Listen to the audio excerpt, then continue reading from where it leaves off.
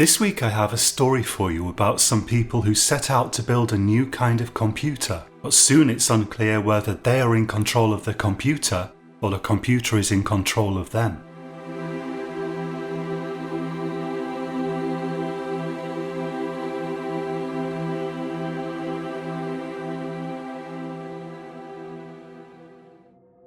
There are two quite separate images from that terrible night in October that I will never be able to forget. The chain of events that led to the horror that eventually unfolded began innocently enough with an ordinary conversation that happened to take a philosophical turn. My old friend Alan Appleby had somehow ended up becoming a priest, and the job came with a rather beautiful house in a quiet village. We were sitting there in a room he called his study one winter evening together with Owen, who we'd both known from school. The funny thing was, Owen was an atheist and quite strident about it, but the issue of religion never seemed to come between us.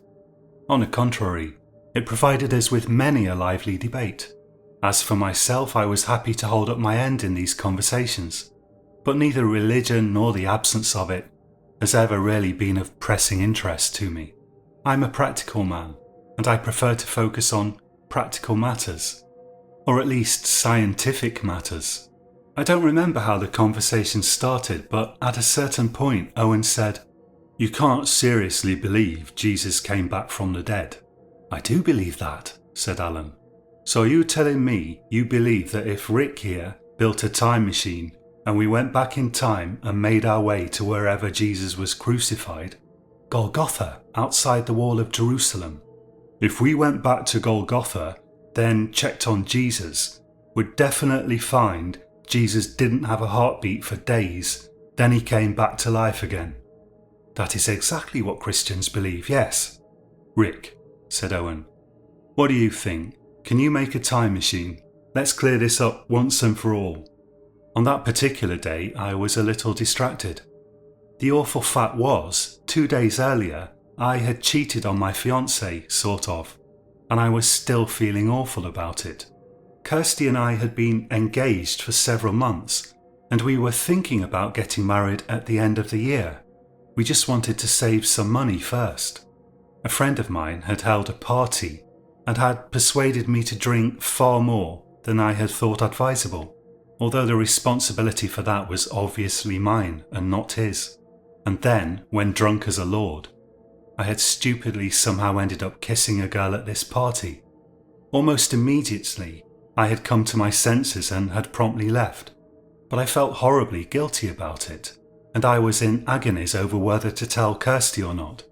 I didn't want to have those kinds of secrets from her, but on the other hand, I knew if I told her, she'd be hurt. I did eventually tell her, a long time later, and she was hurt, but did forgive me. And I only mention the whole thing now because the subject was to come up again later on, in a very disturbing context. All in all, I wasn't feeling my best that day, but I thought about time travel and the nature of space and time a great deal, so I was ready to give the topic my best shot. "In my opinion, the past is gone," I said. "It doesn't exist anymore. You can't go to something that doesn't exist. So, no." "Is that the opinion of the scientific community?" said Alan. "I don't know the opinion of the scientific community counts for as much as it used to," I replied. "Have you met any scientists? Some of them are absolute Fruit Loops." "Okay," said Owen, "but there are scientists who believe it's possible to go backwards in time, are there not?" I pressed the tips of my fingers together. Honestly, I don't do it to try to look smarter or anything. It's just a habit I have. Everyone agrees that we can go forwards in time. In a sense, that's what we're already doing by existing. There's less agreement on whether we can go back in time. For one thing, there's the grandfather paradox. If I could go back in time, I could kill my grandfather when he was a baby, and where would that leave me? "I read something that said time is an illusion," Owen persisted. "We're all moving through a 4-dimensional continuum, and the whole future and all past all just exist. It's only that we perceive time as passing." "If that were true," I said, "then we ought to be able to go back in time. I just don't think that's true. It's a misunderstanding of relativity theory. Relativity theory adopts a four-dimensional continuum as a simplification, and the idea that the past still exists is encoded in that. But it's only a simplification. In that view of the universe, there would be no place for free will, and probably not quantum physics either. This goes way over my head, said Alan. Basically, you're saying you don't think it's possible to travel to the past, and the people who disagree are wrong. That's what I'm saying, I said. And if I'm wrong and the past does still exist, and there's a way to get to it, still no one has any idea about how to do it, so it's all the same in the end. Fine, but let's pretend we've got a time machine, said Owen. It's a thought experiment. Alan, are you telling me you'd bet your life on us observing a literal resurrection rather than, say, Jesus not being properly dead in the first place, or someone stealing his body, or the disciples just making the whole story up? You're trying to bring the question of the resurrection into science, said Alan, puffing on his pipe. I'm not sure we can do that. Apart from anything else, Rick's already said that time machines are probably impossible. I'm just trying to get at whether you literally really believe Jesus was resurrected or not, said Owen. Many Christians would say yes, said Alan, smiling. Me, I would say it's a matter of faith. It's something I choose to believe. How can you choose to believe something? Said Owen, exasperated. You either believe it or you don't. It's not that simple, said Alan. Let me make an analogy. Imagine a prisoner locked in a cell for no clear reason. He doesn't know why he's there or whether he'll get out. He's afraid of losing his mind. How can he cope with such a situation psychologically? Imagine he decides to believe that he will escape or be set free one day, and this thought keeps him going. Instead of lapsing into despair, he does push-ups every day, looks for ways to escape, and keeps his mind active. His faith in eventual freedom enables him to avoid lapsing into despair. Then one day he is actually set free. Now what would you say of his prior belief in eventual freedom? He didn't know scientifically that he would be set free. He simply had faith in it. But you can't say he was delusional because he was eventually set free. Does his eventual freedom determine whether his earlier belief was a delusion or not?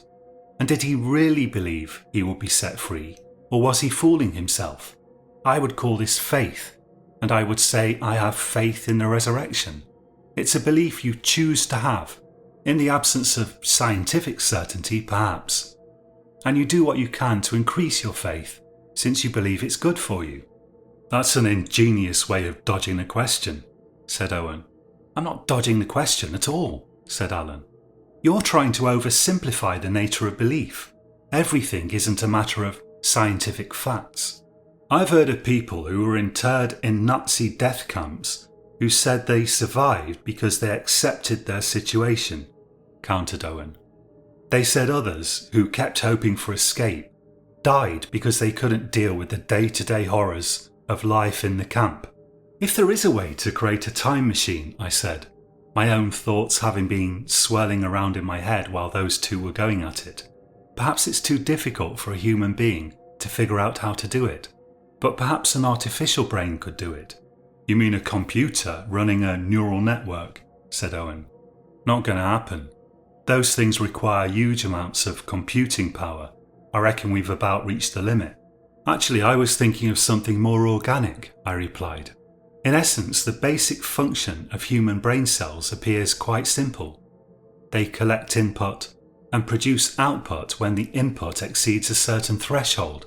If only it was possible to grow some sort of analogue in a medium, we could create artificial brains of infinite capacity almost. Such a brain might be able to figure out how to go backwards in time. Weren't you just saying it's basically impossible? Said Owen. It appears impossible, I said, to us. But who's to say we've really understood the fundamental nature of reality at all? Lots of things don't make sense to the human mind, and yet are a reality. Such as, said Alan. Well, take time for instance. We can't imagine a beginning to time, yet we also can't imagine time stretching backwards infinitely. The solution to that is, God created time, said Alan. Time was created in the Big Bang, said Owen. Well, neither of those solutions are actually fully comprehensible to the human mind, I said. And yet here we are. My point is, a brain far more powerful than ours might be capable of things that seem impossible to us. For with God, nothing is ever impossible, said Alan. I envisage something intermediate in intelligence between us and God, I said. Having said that, I have no really good idea about how to manufacture such a thing. I've scanned modern chemistry texts pretty thoroughly, and no medium seems quite suitable. You rely too much on modern texts, said Alan. With that, he got up and pulled a book off the shelf, which he threw into my lap. I was relieved to see it wasn't the Bible. You might want to take a look at that, he said. Take it away with you and peruse it at your leisure. So you want to help him build this time machine, said Owen. You must be feeling pretty confident about the resurrection thing. God is truth, said Alan, and truth is God. A Christian has nothing to fear from an investigation of truth. All we Christians worry about is half-truths. They can be very misleading to the unprepared mind. And we all agree, said Owen. Rick will build a monstrous synthetic brain. The brain will show us how to build a time machine, and we'll settle this debate over whether Jesus was resurrected or not. I looked at the book Alan had thrown on my lap. It was an old reproduction of an even older alchemical text. I later came to understand that it was actually a compendium of alchemical writings created by one of the best known of the alchemists. But it's better if I don't say who, nor give the title of the book. Since I'll have cause to refer to this alchemist later on, I'd better give him a name nonetheless. Let's call him John X.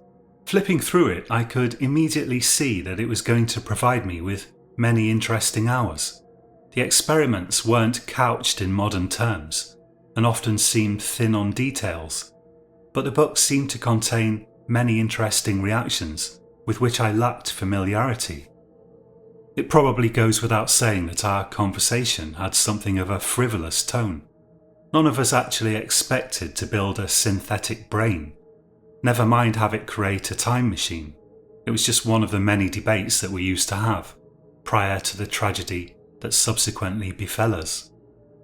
That evening I began to positively devour the book, becoming increasingly fascinated, even mesmerised, as I leafed through the yellowed old pages. I couldn't help but wonder how many of the reactions described were even known to modern chemists. Many scientific experiments found in old books have simply dropped out of scientific consciousness, having failed to find any use in the modern era. I've noticed this before with books on electrical phenomena. It was about 2/3 of the way through the book that I came upon a most remarkable account. It involved a chemical substrate with very unusual properties and certain effects of static electricity. As I read it, some very strange and disturbing ideas began to enter my mind. Firstly, I began to think that the medium described might indeed be capable of forming the basis for a synthetic brain, of the kind that I had so flippantly mentioned in my conversation with Owen and Al. Secondly, and this possibility really sent a shiver down my spine, I began to think the author of the text, or whoever it was copied from, might actually have constructed such a brain. After all, hadn't this been a key goal of the alchemists, in a way? They had sought the philosopher's stone, a mythical substance capable of being all things to all men. The philosopher's stone should confer immortality, clairvoyance, and other powers beyond anyone's imagining. At first I told myself I must be suffering a kind of paranoia, of the type that seizes people who read medical texts and end up believing that they have every disease under the sun. But the more I read, the more it seemed to me that the author had indeed succeeded in conjuring the mythical stone in the form of an intelligence of incomparable power. I shared my thoughts with Alan and Owen the very next time we met, which this time happened to be in a cafe that we used to frequent. "There's an obvious objection that you seem to have overlooked," said Owen. "If the author of that book discovered the Philosopher's Stone, then why is the rest of the book full of dubious nonsense, instead of being filled with transcendent wisdom from the stone itself? Many of the alchemical recipes in that book are simply copied from other authors who were around at the time," said Alan. "It could be that John X reproduced the recipe without understanding it, and perhaps without even having tried it. But then whoever tried it still should have become the most famous man ever to have lived." "If he wanted fame," I said. "If instead he had wanted to hide himself, he would have been the most successful person ever at going into hiding." "He probably would have gone missing officially," said Alan. "Numerous alchemists did actually go missing and were never seen again." "Then what did he do with his awesome powers?" said Owen. "Shouldn't he be ruler of the world by now?" "Perhaps he is," said Alan. "Perhaps his hidden hand has guided all of history since he discovered the Philosopher's Stone." "That's quite an unsettling idea," I said. "It's also possible he decided to have nothing more to do with planet Earth and created a world of his own to live in somewhere." "I'd say that's the most likely possibility," said Alan. "So when are you going to try this experiment out? When will we know whether a vast synthetic brain can be built or not?" "I don't know if it's really worth attempting it," I said. "Seems a long shot, and here in a modern context I'd need access to chemicals and apparatus that I just don't have." "How much do you think it'd cost to get what you need?" "I don't know," I said. "We're probably looking at £10,000 worth of equipment and material." "Fine. I'll finance the operation and you carry it out." "Are you serious?" I asked. "Absolutely," said Owen. "You're going to give me £10,000 to investigate whether the recipe in an old alchemical book can be used to create a modern artificial intelligence?" "Exactly that," said Owen. "Why not? In fact, we'll video the whole process and turn it into an internet documentary. I bet I'll make my money back on it." "Count me in," said Alan. "I'll volunteer to do the filming." At that stage, I still don't think any of us took the idea really seriously. It was a jape, a lark. That was all. Alan certainly wouldn't have had anything to do with the project if he'd thought it would actually succeed. Over the next few weeks, we collected all the equipment I thought we'd need. Alan's vicarage came with an outhouse that had once been used to house chickens, and it was just about big enough for our purposes, so we selected that as our laboratory. I replaced a lot of the fiddling about with static charges mentioned in the text with modern microelectronics. Some of the chemicals involved were distinctly toxic, so we built a large glass-fronted fume cupboard with an electrical furnace inside it, trailing wires from Alan's vicarage, and invested in respirators. All of this preparation we filmed, taking it in turns to explain our individual views of the situation to the camera. These early stages were quite exciting, although now I can hardly bear to think of them. Later on, I had to destroy all of this footage, even though there is, even now, still a part of me that regrets the loss of it. I spent a lot of time asking myself whether the experiment could really work, and I couldn't find any flaw in it. It seemed as though if the old text was really correct, we ought to be able to implement a precise analogue of modern artificial neural networks in a chemical substrate. I also devoted a lot of time to trying to learn more about artificial neural networks, and that work was a bit heavy going. I needed to understand how to build a network that could not only learn, but could remember whatever events it experienced, and that is an issue that has been tackled by modern computer scientists. It also needed to have a sense of the passing of time, rather than viewing distinct events in time as existing outside of time. Finally, the day arrived when we had collected, unpacked and assembled all the apparatus, and it was time to begin the work in earnest. "I declare this investigation of whether Jesus was resurrected or not open," said Owen with mock solemnity. "You are going to have to seriously revise your opinions, my unbelieving friend," said Alan, teasingly. Even at that point, there was no real seriousness about our endeavour. We were serious about investigating the alchemical reactions, and trying to apply them to the task of building a synthetic brain, but we really didn't expect to succeed. Our hope was only to uncover some interesting results, making Owen's money back on the internet, and have fun doing it. We had been working on the task part-time for about 6 months, with Owen acting as my lab assistant and Alan doing most of the filming, when we began to obtain some startling results. Results that made us begin to seriously wonder whether our project might not be more feasible than we had dared to hope or entertain. I had been trying to get a small puddle of chemicals in a petri dish to learn to play a version of the classic computer game, Pong. One of us would control a paddle at the bottom of the computer screen, really only a short solid line, and use it to bat away a simulated ball. The computer controlled a paddle at the top of the screen, and it was supposed to position the paddle so as to correctly bounce the ball back to the bottom of the screen. Ideally, it would do so in a way that meant the other player, the human player in this case, would then fail to hit the ball. That's how you win the game. At that point, we had obtained interesting enough results to warrant a more advanced experiment such as this, but we weren't expecting much. We were all completely dumbfounded when the chemicals in the petri dish quickly learned to fluently manipulate the paddle. None of us could actually beat it at the game. It made none of the mistakes that eventually and inevitably led to a human player losing as the game increased in speed.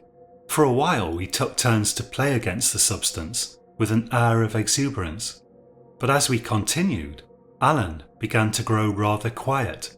Eventually it became obvious to Owen and I that he was a bit out of sorts, and we proposed retiring to his study for a drink. Once there, he got out his pipe as usual, and I noticed the hand that held it shook slightly. "What's wrong with you?" said Owen. "Come on, out with it." "I don't know," said Alan. "An odd feeling came over me, that's all. I'm not sure we should be messing about with these forces." "Forces?" said Owen. "What forces?" "It's a lump of chemicals in a dish. A lump of chemicals that's going to make us rich, I reckon." "It's more than that though, isn't it?" said Alan. "Nothing like this has ever been done before. We don't know where this is leading." "Some things a bit like this have been done before," I said. "I remember reading a study by a team that used tiny silver crystals to implement a simple neural network in vitro." "And what came of that?" said Alan. "They abandoned the research as far as I know," I said. "Precisely," said Alan. "They didn't have what we have. Don't you see how powerful this thing is already? I swear it's learning to deliberately trick me. It played like a skilled human would play, but far better." "You're reading too much into it," said Owen. "You know, the secretary at the place where they developed one of the first interactive chatbots ended up becoming convinced it was sentient. She was asking it for advice about her love life and whatnot. And that thing was so crude as to be nearly useless. This is no crude chatbot. It's something else. I'm not sure I like it. We may be invoking a genie that will be hard to put back in a bottle." "Alan, a hedgehog would look like Albert Einstein compared to this. You're letting superstition get the better of you." Alan blew out a nervous cloud of bluish pipe smoke. "Perhaps you're right," he said. It wasn't until we'd reached the point of teaching the thing to speak that Alan began to get seriously cold feet. We were training a block of material about the size of a brick, using millions of audio samples and millions of questions and responses, and it was making steady progress. Whenever we figured out the best way to approach a task, we'd program a regular computer to train the material automatically. We began to refer to the material as simply the stone, but we quickly decided that sounded too nondescript, and we felt we should give it a name. In the end, we settled on Icarus, representing our high-flying ambitions for the project. We could automatically train a brick of material in about a week, and our biggest limitation was only our lack of understanding about how to best go about getting it to do what we wanted it to do. We hadn't even started on training it in rudimentary logic at that point. We were focused on getting it to transcribe and reply to ordinary speech. Eventually, we had something that could half understand human speech and could formulate a reply, which it produced via a pair of cheap computer speakers. By that time, we'd added more material to Icarus, and it was housed in a large fish tank about 1 meter in length, filled with a translucent bluish material. The actual level of development it had reached was about equivalent to cutting-edge artificial intelligence around 2020, I'd say. Today it wouldn't win any prizes against even one of the less comprehensive of the so-called large language models. We were in the habit of holding reviews of the day's work in Alan's study, and on the evening of the day when Icarus began to discernibly pronounce common words, Owen and I could see that Alan was rattled again. "Come on, out with it," I said to him. He smiled, but the smile faded rapidly. "I don't know if we're on the verge of something wonderful or something terrible," he said. "I've prayed about it and God has given me no clear answer." "It can barely speak yet," said Owen. "It's no more a danger to humanity than a parrot." "That's true now, but if it's really possible to extend the intelligence of this thing indefinitely, in a few months it could be the master of us. If it attains consciousness, what's to stop it deciding to wipe us out and recreate the world in its own image?" "I don't think that's something we have to worry about," I said. "Why would it try to wipe us out?" "All conscious beings want to survive," said Alan. "It might get the idea that we're a threat to its survival. Competitors, if you will. Then who knows what it might do." "You've watched too many sci-fi films," said Owen. "We've got survival instincts because we evolved that way. Nothing complex without a survival instinct has survived. Or can survive. This thing hasn't evolved. The only instincts it'll have will be the ones we program it with." "He's right," I said. "Besides, things don't just become conscious and suddenly acquire a mind like a human. What we call consciousness is made up of many different facets. Icarus is going to lack nearly all of them.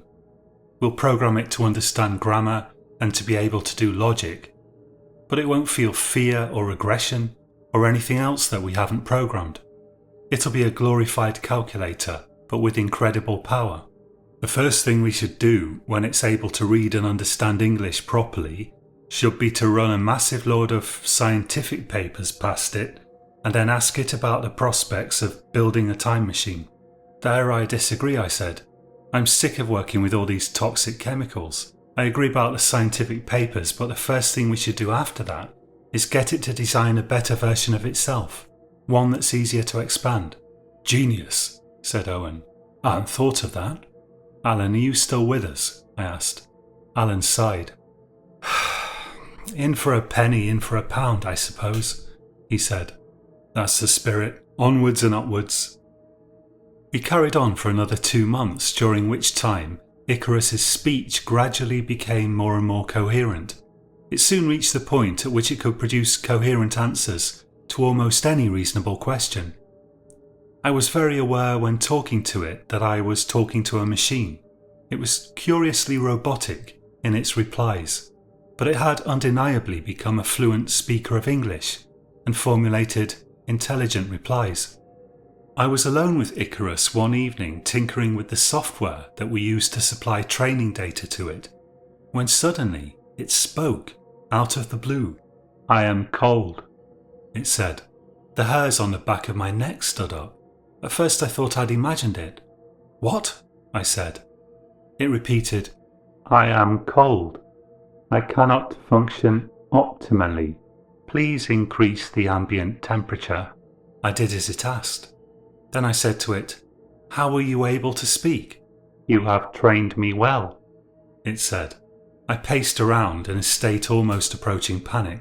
"But you shouldn't be able to speak without being spoken to," I said. Icarus didn't reply. When I told Owen and Alan about it at Alan's house, they were both shocked. But Alan positively flew off the handle. "We need to shut this thing down," he said. "It's demonic." "It's just a machine," said Owen. I tried to configure it to report any internal problems that might interfere with its ability to do logic. I'm sure it's just a side effect of that. We haven't discussed this, I said. When did you do it? I don't remember, said Owen. I've had a few goes over the past few weeks. We should be discussing any major changes. I didn't consider it a major change. That thing took voluntary action of its own free will, said Alan. That's extremely dangerous. We need to shut it down tonight. We're not shutting it down. I won't permit this thing on church property. I could tell he was extremely stressed, but I honestly thought he was getting things well out of proportion. Look, all we have to do is unplug it if it goes rogue, I said, or even just flip the switch on the fuse box that supplies power to the outhouse. Without power, it can't do a thing. Alan wiped his forehead with a paper tissue from his pocket. I'm not sure I'd ever seen anyone do that before. Are you okay, Alan? Maybe I'm overreacting, he said. But look, I don't feel comfortable being involved in this. There may be satanic forces at work here. I'm going to have to step back from the project. That's okay if that's what you feel you must do, I said. I'm going to install a timer on the power line, he said. My job will only be to reset the timer every day. If I don't reset it, the power goes out. That way there's a failsafe. You can't do that. If it doesn't get power, it'll degenerate rapidly. You only have to forget one day and we'll lose months of work. I won't forget. That's my condition for this monstrosity remaining on church grounds. You're not being reasonable. I think it's a reasonable safety measure, I said. We're not in any danger, said Owen. It's at the mental level of a 5-year-old at best. We all know it's not going to remain at that level for long, said Alan. Let's compromise, Owen, I said. Let Al implement his timer. You and I will continue working on it. Owen rolled his eyes and made an exasperated noise, but said, All right then. You know, Al, you're focusing on what can go wrong, but I don't think you understand the potential benefits of this thing for humanity. Who knows what it might be able to figure out? It might figure out how to create an unlimited clean source of energy. It might be able to cure all disease. Literally. We have no idea what it might be able to do for us. You're setting yourself in the place of God, said Alan. We were never meant to be immortal. We were never meant to have this kind of power. You've been reading the Bible too much. Religion has always held back science. Most great discoveries have been made by Christians. That's a historical fact. Yeah, because everyone in Europe used to be Christian, and now we're not. So what's your point? Alan leaned forward and bore into Owen with a stare like a basilisk. My point is, no one can be trusted with this much power. Absolute power corrupts absolutely. And what is it you're pursuing if not absolute power? If this thing works, our problem won't be how to best make use of it. Our problem will be how to avoid becoming corrupted by it. With that attitude, no one would ever make any progress on anything. They stared at each other for a few moments with quite definite, if restrained hostility. Then Alan suddenly stood up. Never mind, he said. I'm going out to buy a kill switch. You two stay here if you want. Be back in an hour or two. He stormed off, leaving something of a bad atmosphere behind him. A timed kill switch is a terrible idea, Owen said to me, after Alan had slammed the door on his way out. You'll get in a bad mood one evening and deliberately forget to reset it. Let him do it, I said. It's his shed we're using. If it helps put his mind at rest, it's worthwhile. After that, I observed a strange change in Owen. He became taciturn and shifty. It didn't happen all at once, but bit by bit. And once it became obvious and I cast my mind back to think when it had begun, it seemed to me that it had begun the very next day after Alan installed the timer. I didn't think too much of it at first because I just assumed he was in a mood with Alan and was worried about the prospect of our work being badly impacted if Alan forgot about the switch, or if it happened one day that he was too ill to attend to it. The switch was an off-the-shelf electronic timer, but the outhouse drew power from Alan's house via a long cable, and that long cable was then plugged into the timer, which was itself plugged into a socket, in Alan's house. That meant no one but Alan could get at it. I think that's how he wanted it.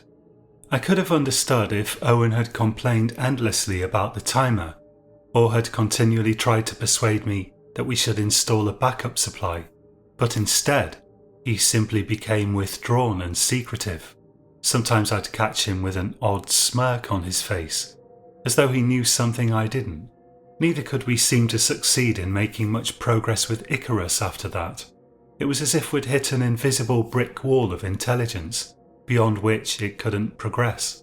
Conversations with it were like talking to a person suffering severe senility, or a child with a terrible personality disorder. Whenever I thought I was making progress, it would promptly manage to unlearn everything I'd taught it. When we trained it on more data, that seemed to cause it to forget previous data. I wanted to make it bigger, maybe add on another 3 aquariums full of material. We had space just about, but Owen stubbornly resisted my suggestions. He said he had a theory about why it was proving difficult to make progress, but he would never tell me what that theory was. The events that were to follow are seared into my mind forever.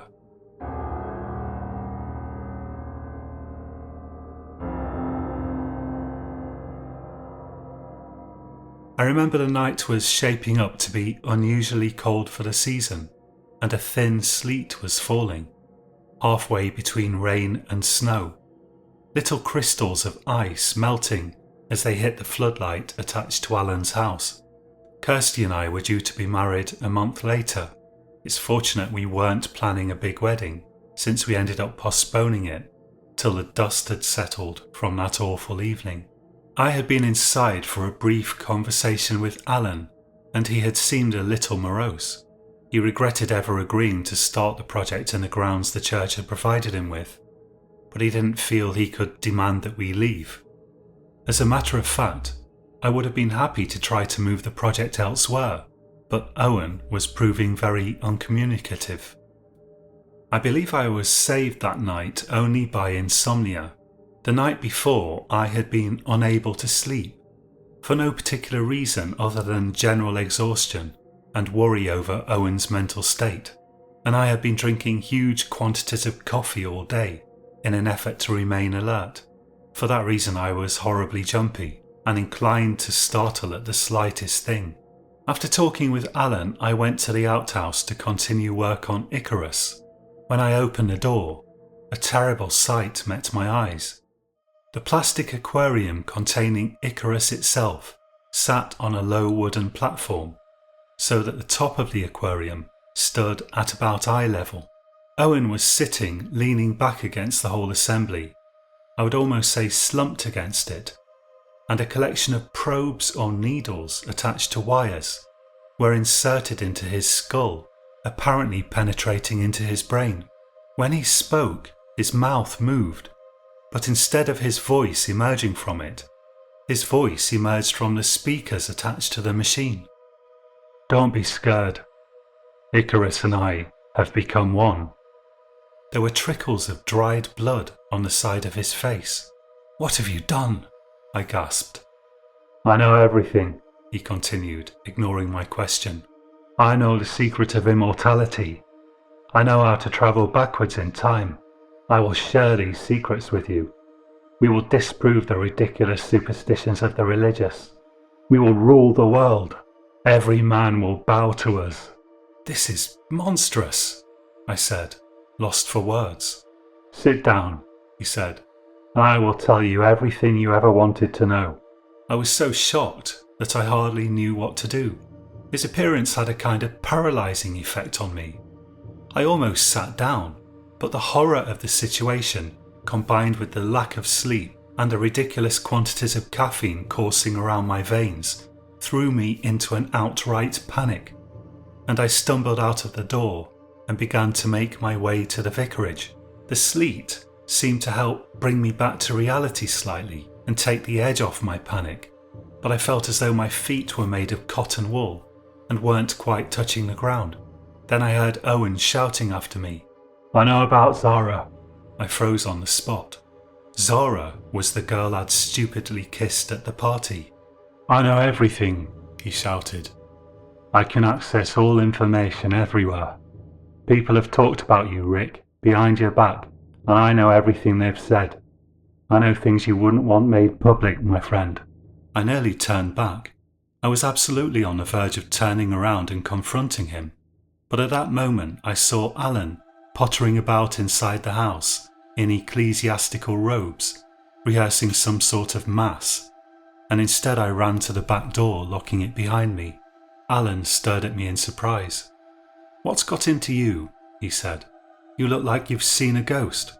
I explained to him about Owen. No sooner had I done so than his face took on a look of grim determination, as though he had been expecting exactly this, and had been preparing for it. "We have to shut the power off," he said, and he ran towards the little cellar where the fuse box was located. I followed him and watched him flip the switch. Then we went to the conservatory, where the cable to the outhouse was plugged in, and he unplugged it.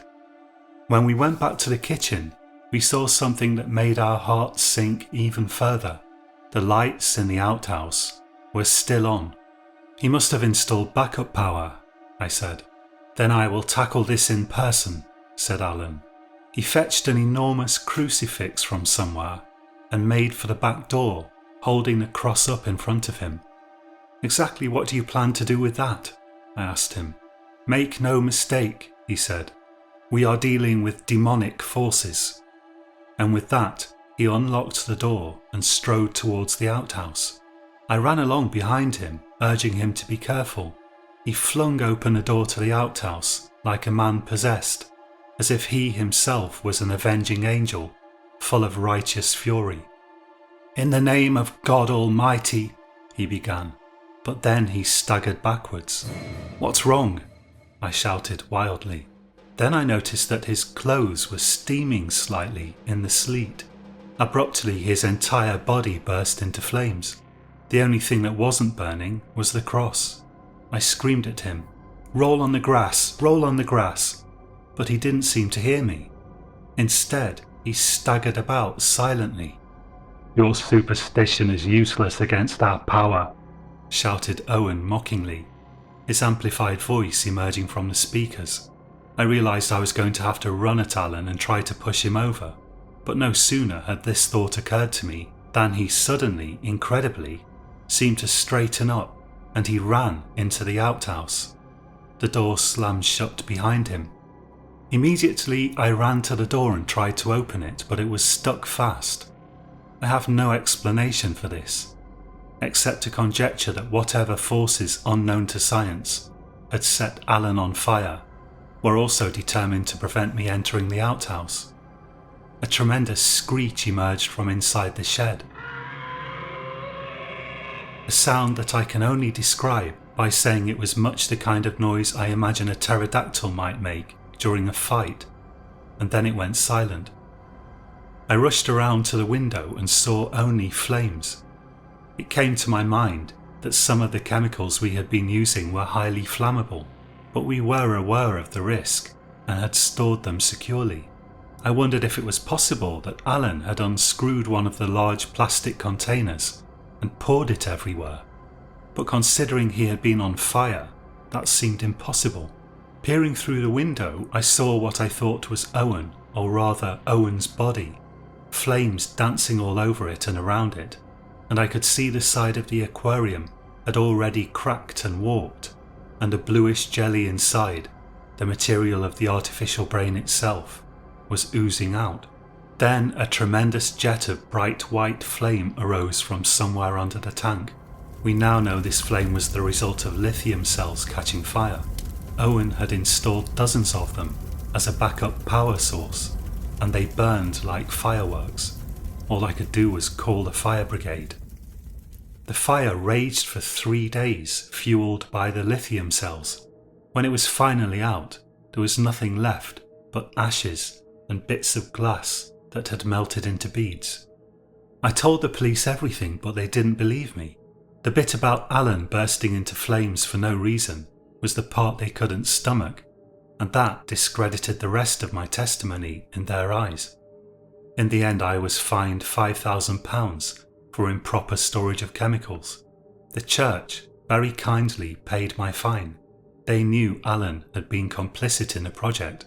Aside from Kirsty, the old priest who arranged the payment of my fine was the only person who seemed to believe me. He was a wiry old man with a twinkle in his eye. I only ever saw him at his church, which provided an oddly fitting backdrop for our conversations. Of course, Owen deceived you about the true level of development of the, entity, he said. I nodded glumly. He turned to face the altar. The tree of life is guarded with a flaming sword, he said. Woe betide any mortal who approaches. By his sacrifice, the Reverend Appleby has secured forgiveness for his sins. I am not much of a believer in the supernatural. I don't know how the synthetic brain we created was able to set fire to Alan. I assume it had something to do with powerful electric fields, created by some component secretly added by Owen under Icarus's direction, or perhaps even via some internal rearrangement of the material of Icarus itself. Neither do I know what lessons should be drawn from our misadventure. I can only say that I lost 2 good friends through it. Perhaps anyone who attempts such a task is doomed to the same fate, or worse. But I'm at least half inclined to view the matter as a kind of folie à deux, a kind of madness created between Owen and the machine, if it can be called a machine. Sometimes I think of revisiting the research, but never very seriously, not after everything that happened. The machine found some flaw in Owen's character, some hidden vein of hubris perhaps. I am not so arrogant as to think I myself am free from such imperfections.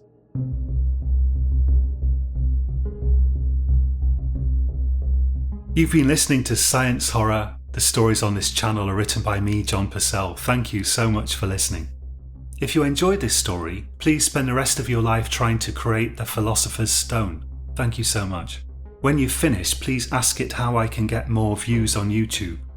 I'm not sure what I'm going to read next week, but I have had a story going around my head about a man who murders someone, only to be apparently haunted by the person he's murdered. Do join me again next Monday for whatever I come up with by then. And until then, have a good week and sleep well.